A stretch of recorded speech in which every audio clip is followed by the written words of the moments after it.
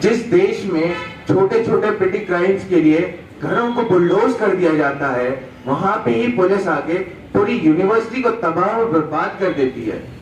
Police Delhi court में ये कहती है कि हम डिस्पर्स करने गए थे। डिस्पर्सल में किसी का हाथ टूटता है, किसी की आंख जाती है, उनकी पीठ लाठियों और डंडों से चूर थी। कौन है इसका जवाब दे? वो सड़कों पे क्या वो कोई क्राइम कर रहे थे?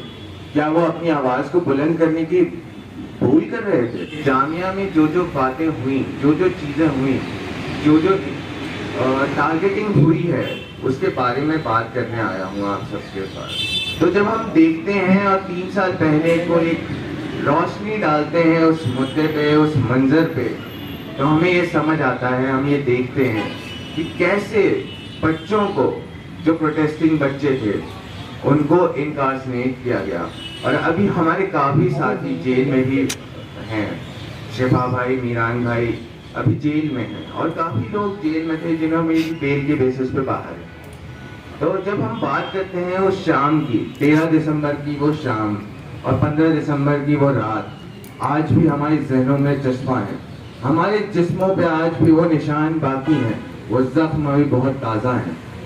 हम कितना भी कह लें कि हम वो 3 साल पहले हुआ था, 4 साल पहले हुआ था, लेकिन वो पूरी जिंदगी, तमाम उम्र हमारे साथ जिएगा। वो दर्द, वो जख्म आज भी रिश्ता है जब हम उस शाम की, उस रात की बात करने पे आते हैं। जब 13 दिसंबर को प्रोटेस्ट हो रहा था सड़कों पे जामिया के बाहर, तो एक बहुत भारी मात्रा में पुलिसिंग फोर्स मौजूद थी वहां पे, और टीयर गैस, आप सब जानते हैं वो इंसिडेंट, टीयर गैस सड़कों पे फेंका गया। बाहर के मंजर सबके सामने हैं, लेकिन यूनिवर्सिटी में क्या हुआ, यूनिवर्सिटी में 15 दिसंबर की रात में क्या हुआ, कोई नहीं जानता। वहां के सीसीटीवी फुटेजेस और सीसीटीवी कैमरास को खुद पुलिस ने ही वैंडलाइज किए।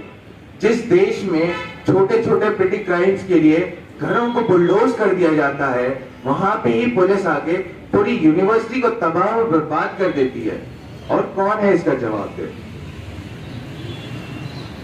और जब आप देखते हैं उस पूरे मंजर को, वहां पे बच्चों की हालत ऐसी थी कि होठों पे कलमा था, उनकी पीठ लाठियों और डंडों से चूर थी। कौन है इसका जवाब दे? वो सड़कों पे क्या वो कोई क्राइम कर रहे थे? क्या वो अपनी आवाज को बुलंद करने की भूल कर रहे थे? लेकिन आप जब आज देखते हैं, उन सारे मंजरों को भुला दिया जाता है और ऐसे पोर्ट्रे किया जाता है जैसे स्टूडेंट्स की ही गलती थी, स्टूडेंट की ही गलती थी हमेशा से। और बड़े बड़े पूरे ऑर्गेनाइजेशन, सारे मीडिया से लेकर जितने भी एजेंसीज काम करती है गवर्नमेंट के लिए, वो पोर्ट्रे ऐसे कर रही है और सारे सबूतों को मद्देनजर ऐसे बताती है सबके सामने कि स्टूडेंट्स गलत थे वहां पे। लेकिन ऐसा नहीं था। वहां पे मिनहाज ने अपनी आंख खोई है, वहां पे तंजील ने अपने दोनों हाथ खोए हैं। और क्या इतनी भारी पुलिसिंग के साथ एक्सेसिव फोर्स को यूज किया जाता है? पुलिस दिल्ली कोर्ट में ये कहती है कि हम डिस्पर्स करने गए थे। डिस्पर्सल में किसी का हाथ टूटता है, किसी की आंख जाती है, किसी का पीठ टूटते हैं, और उनकी आज भी वो एक बार जो चीज चली जाती है वो वापस नहीं आती। मिनहाज आज भी अपनी आंखों से नहीं देख पाता है। तंजील की हाथों में आज भी इतना ही दर्द होता है जितना उस दिन हुआ था।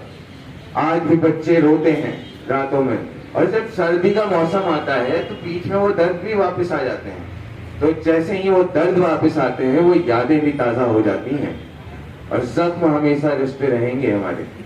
खैर, ये तो हम बात कर रहे हैं स्टूडेंट्स की और स्टूडेंट्स पे हुए जुल्म की, लेकिन इनका जवाब दे कौन है?